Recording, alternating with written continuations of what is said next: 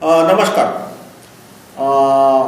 मेरा परिचय देता हूँ, Rahul Mehta, right to recall group. और हमारा उद्देश्य है भारत में right to recall MRCM jury system कानून लाना।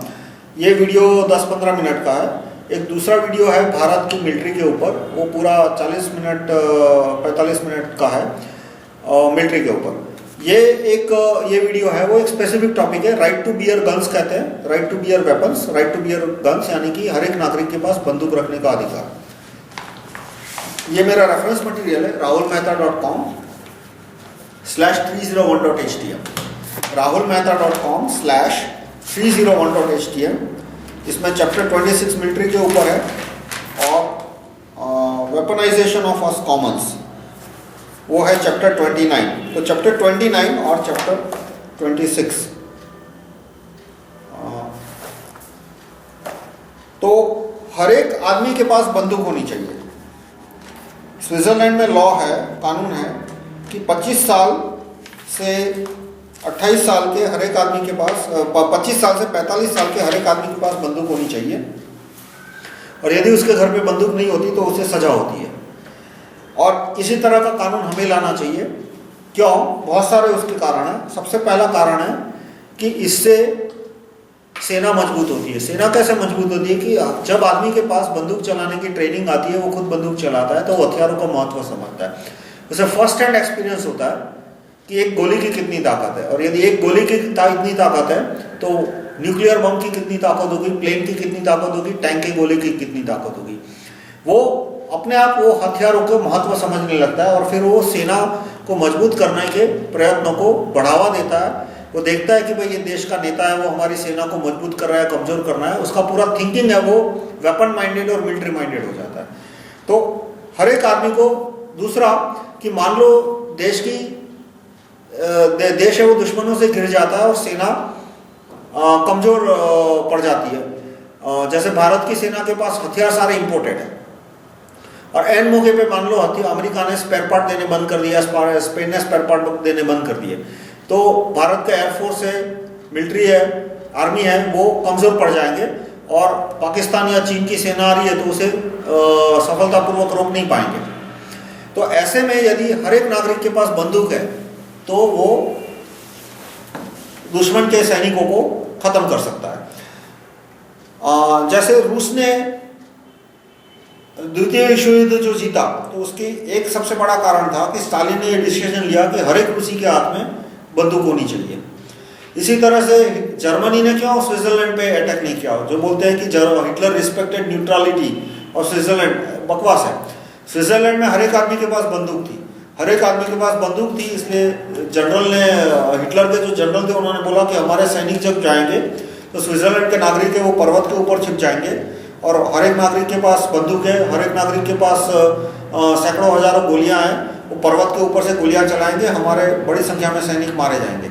इसलिए हिटलर ने स्विट्जरलैंड पर अटैक नहीं किया। और सबसे दूसरा एक ये भी कारण होता है कि जो डेमोक्रेसी है, मदर ऑफ डेमोक्रेसी क्या है? Weaponisation of Commons.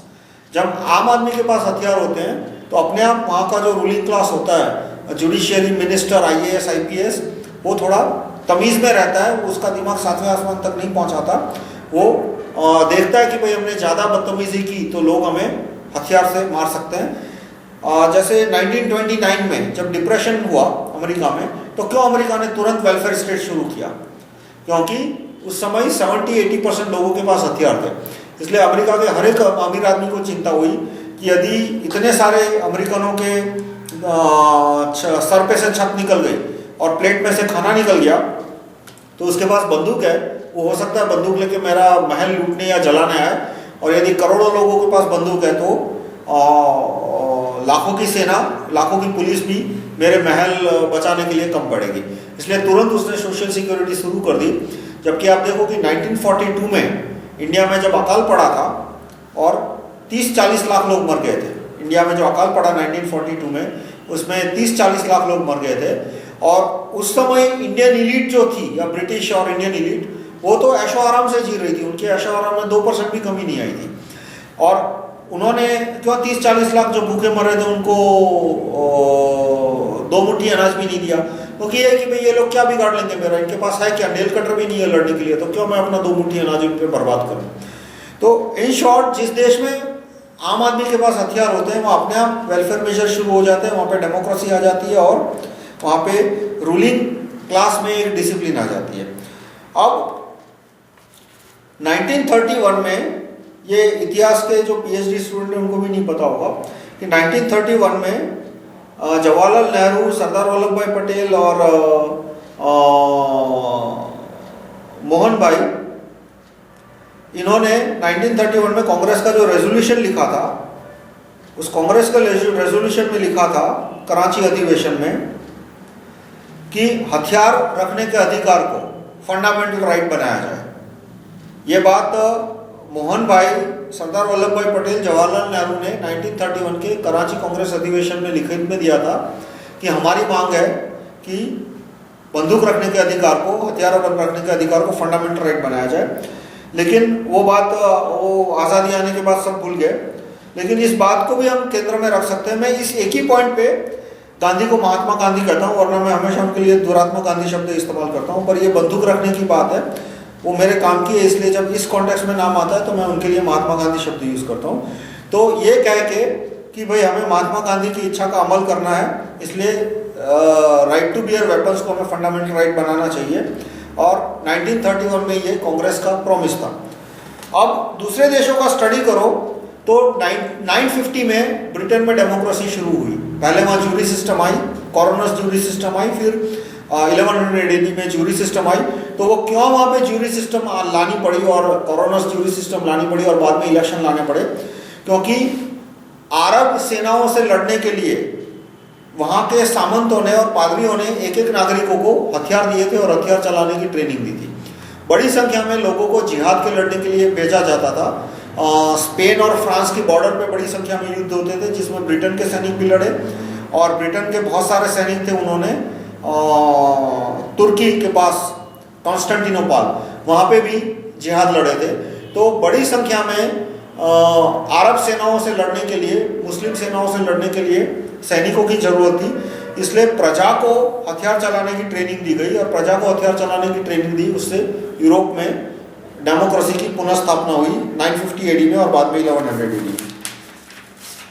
तो आज जो कहते हैं, कुछ संस्थाओं के लोग कहते हैं कि भाई बंदूक रखने की छूट तो है, बस मोरल वैल्यू की कमी है, तो मैं उन्हें कहूंगा कि आप बंदूक के लाइसेंस के लिए अप्लाई करो। कोई भी यदि बोलता है कि भाई हमारे में कमी सिर्फ मोरल वैल्यूज की है, हथियारों की जरूरत नहीं, मैं कहूँगा बंदूक के लाइसेंस के अप्लाई करो।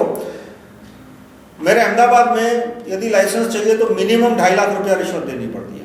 किसी भी पुलिस स्टेशन में आप अप्लाई कर दो बंदूक के लाइसेंस के लिए, तो 2-3 लाख रिश्वत न दो तब तक लाइसेंस मिलना इम्पॉसिबल है, सिवा कि बहुत हाई लेवल का पॉलिटिकल कनेक्शन हो। तो ऐसे में क्या हो जाता है कि जो आदमी गुंडे हैं उनको बंदूक का लाइसेंस मिलना आसान हो जाता है, क्योंकि उनके पॉलिटिकल कनेक्शन होते हैं, उनके पास पैसा होता है, वो किसी न किसी तरह से उनको लाइसेंस मिल जाता है। और जो एक शरीफ आदमी, आम आदमी है, जो कि रिश्वत नहीं देना चाहता और उसको बंदूक की जरूरत हो या ना हो, और उसको लाइसेंस साल 2 साल के 10 साल में भी नहीं मिलता। तो ये कानून जो मैं प्रपोज कर रहा हूँ वो ये है कि हर एक आदमी के पास बंदूक रखने की छूट हो till he is proven unfit. यानी कि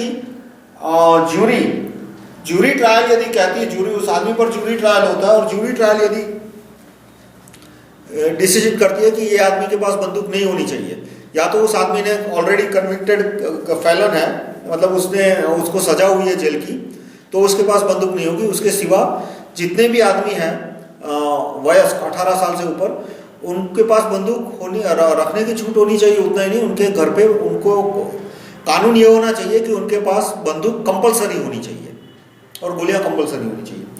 तो आज के माहौल में इसकी सबसे बड़ी उपयोगिता क्या है कि मान लो कसब जैसे 10-20 लोग घुस आते हैं, और उस समय मान लो बॉम्बे के रेलवे स्टेशन पर हर एक आदमी के पास बंदूक होती, तो उन्होंने जो 300-400 आदमियों को मार दिया, वो मुश्किल से 30-40 भी नहीं मार पाते, क्योंकि वो 30-40 मारते उतने ही टाइम में जितने आसपास लोग खड़े थे हर एक ने अपने बंदूक निकाल के सामने फायरिंग की होती, और वो 10 के आदमी ढेर हो गए होते। वो जब ताज होटल में गए तब ताज होटल में किसी के पास बंदूक नहीं थी। यदि ताज होटल में हर एक आदमी के पास बंदूक होती तो वो जो 10-20 आतंकवादी उसमें घुसे थे उनको आधे घंटे में मार डालते हैं। और इसीलिए आप देखो कि इजराइल में यही होता है। इजराइल में ऐसे आतंकवादी आते हैं और एक 2-5 आदमियों को मारते हैं, तो तुरंत वहाँ पे जो भीड़ में 100-200 की भीड़ होती है आसपास, उसमें प्रैक्टिकली यूँ समझो कि 50 से ज़्यादा लोगों के पास बंदूक होती है, वो अपनी बंदूक निकाल के सामने वाले को मार देते हैं। वहाँ हमेशा पुलिस एंड में आती है सिर्फ डेड बॉडी को उठाने के लिए। जितने भी टेररिस्ट अटैक होते हैं इस तरह के, जैसे कसब टाइप के अटैक यदि इजराइल में हुए होते तो आधे घंटे में खेल खत्म हो गया होता और पुलिस सिर्फ ये 10 लोगों के डेड बॉडी लेने आती, पुलिस को आके कभी फायरिंग नहीं करनी पड़ती। तो और हमारा अभी जो युद्ध का माहौल है वो काफ़ी इंपॉर्टेंट है। युद्ध का माहौल यानी कुछ लोग कहेंगे कि भाई युद्ध तो होने ही नहीं वाला, ऐसा नहीं होता। युद्ध कब होगा, होगा भी या नहीं, वो प्रेडिक्ट करना इम्पॉसिबल है। जैसे कि 1988 में कोई ये बोल नहीं पाया था कि अमेरिका इराक पे युद्ध करके उसका पूरा तेल हजम कर लेगा, न ही 2 साल पहले किसी ने गैस किया था कि अमेरिका लीबिया पर हमला करने वाला है। पर मानो चीन भारत पे हमला करता है पाकिस्तान के थ्रू, यानी चीन है वो डायरेक्ट हमला न करे, हो सकता है वो अपनी बड़े पैमाने पे हथियार पाकिस्तान को दे। और ऐसे में यदि यूँ मानो कि चीन की आधी शक्ति, सैनिक शक्ति यदि पाकिस्तान को मिल जाती है तो पाकिस्तान की सेना बड़े पैमाने पे भारत में तबाही मचा सकती है। कि भारत की सेना है वो चीन की सेना के सामने टिक नहीं पाएगी। आप वेपन कंपैरिजन देख लो कि किस देश के पास कितने प्लेन है, कितनी मिसाइल है, कितने टैंक है, कितने सैनिक है। तो ऐसे में भारत की सेना रूपी दीवार यदि कमजोर हो गई तो पाकिस्तान की सिविलियन पॉपुलेशन है वो भी लाखों करोड़ों की संख्या में भारत में घुस जाएगी। पाकिस्तान में सिविलियन पॉपुलेशन के पास 1.5 करोड़ से ज़्यादा AK-47 है। पूरे भारत में कुल 30-40 लाख AK-47 है। पुलिस, मिलिट्री, पैरामिलिट्री फोर्सेस सब मिला के 40 लाख से ज़्यादा AK-47 नहीं है, और सिविलियन के पास तो 1 लाख भी नहीं है। जबकि पाकिस्तान में मिलिट्री के पास तो होगी 7-8 लाख AK-47 मिलिट्री और पुलिस के पास, पर सिविलियन पॉपुलेशन के पास 1 करोड़ से ज़्यादा AK-47 है। और उससे यदि भारत की सेना रूपी दीवार कमज़ोर हो गई तो ये सिविलियन पॉपुलेशन भी लाखों की संख्या में घुस सकती है। और ऐसे हालात में यदि एक आदमी के पास बंदूक हो भारत के अंदर, तो पाकिस्तान की सेना या चीन की सेना या पाकिस्तान की सिविलियन पॉपुलेशन भारत में घुस नहीं पाएगी। वो सिर्फ ऊपर से तबाही मचा सकते हैं, यानी बम फेंक के पावर स्टेशन तोड़ दिया, तो बम फेंक के एयरफोर्स के द्वारा ब्रिज तोड़ दिया, वो सब तबाही हो सकती है। लेकिन टेरिटरी, जमीन हमारे हाथ से नहीं जाएगी। जमीन के अंदर पाकिस्तान की सेना या पाकिस्तान के लोग घुस नहीं पाएंगे। इसलिए मैं रिक्वेस्ट करता हूँ कि लैंड या वेपन रखने का कानून को में ये चेंज लाया जाए कि हर एक आदमी को बंदूक रखने की छूट होगी, सिवा कि उसे डिस्क्वालीफाई किया जाता है। और जो आदमी कहते हैं कि ये कानून, आज के कानून ठीक है, मैं उनसे रिक्वेस्ट करूंगा कि आप एक बार बंदूक के लाइसेंस के लिए अप्लाई करके मुझे बिना रिश्वत दिए या बिना पॉलिटिकल कॉन्ट्रैक्ट का इस्तेमाल कीजिए, करके बंदूक का लाइसेंस लेके बताओ, और फिर आप बताना कि भाई इस तरह से लाइसेंस मिल जाता है। वो क्यों पॉसिबल नहीं है? क्योंकि पुलिस कमिश्नर को और कलेक्टर को कोटा दिया गया है कि इससे ज़्यादा लाइसेंस आपको इश्यू करना ही नहीं है, इंटरनली और अनऑफिशियली। वैसे कलेक्टर के पास अनलिमिटेड पावर है, पर कलेक्टर को होम डिपार्टमेंट है, सेंटर का है और स्टेट का, दोनों बोल देता है कि इससे ज़्यादा लाइसेंस आपको देने ही नहीं है। तो ऑटोमेटिकली वो उससे ज़्यादा लाइसेंस नहीं देगा, तो मार्केट में उसका रिश्वत का भाव या पॉलिटिकल कॉन्ट्रैक्ट के हिसाब से उसका भाव बढ़ जाता है और आम आदमी को इससे बंदूक का लाइसेंस नहीं मिलता। तो मैं अब जो गलत प्रचार किया जाता है कि लोगों के पास बंदूक होगी तो मर्डर रेट बढ़ जाएगा, वो सब बकवास है। जिन जिन देशों में बंदूकें ज़्यादा है आम आदमी के पास, वहाँ पे मर्डर रेट कम है। जैसे कि अमेरिका के अंदर कहते हैं मर्डर रेट ज़्यादा है, पर अमेरिका में कौन से राज्यों में मर्डर रेट ज़्यादा है? उन राज्यों में मर्डर रेट ज़्यादा है जहाँ नागरिकों के पास बंदूक रखने की छूट नहीं है। जिन जिन देशों में बंदूक रखने की छूट है वहाँ मर्डर रेट कम है। जैसे कि स्विट्जरलैंड में भारत से कम मर्डर होते हैं, फ्रांस में भी कम होते हैं, ब्रिटेन में भी कम होते हैं। और जो मगिंग का क्राइम है, यानी कि आदमी सड़क पे जा रहा था और किसी ने उसको छुरा दिखा के या बंदूक दिखा के लूट लिया, उस तरह के क्राइम भी जहाँ जहाँ बंदूक है वहाँ कम होते हैं। क्योंकि जो मगर है उसको पता है कि भाई सामने वाले के पास बंदूक हो सकती है, यानी उसने सोचा कि चलो 1, 2, 10 आदमी को मग करने जाऊंगा तो 10 में से एक आध आदमी बंदूक निकाल देगा तो मुझे इंजरी हो सकती है, मेरी जान जा सकती है। जिन देशों में बंदूकें होती है वहाँ पे छेड़खानी और बलात्कार के केस भी कम होते हैं, और इस तरह से बंदूक रखने से क्राइम्स है वो कम होते हैं। तो ये मेरे प्रपोजल था, वेपनाइजेशन ऑफ अस कॉमन्स, यानी कि आम आदमी को बंदूक रखने की छूट दी जाए, और उसके लिए कोई बहुत संविधान में चेंज करने की ज़रूरत नहीं है। एक सामान्य गैजेट नोटिफिकेशन निकालने की ज़रूरत है कि कलेक्टर जो आदमी बंदूक रखने के लायक न हो उसको छोड़ के सबको बंदूक रखने की परमिशन इश्यू कर देगा, और उससे नागरिकों को बंदूक रखने की छूट मिल जाएगी। धन्यवाद।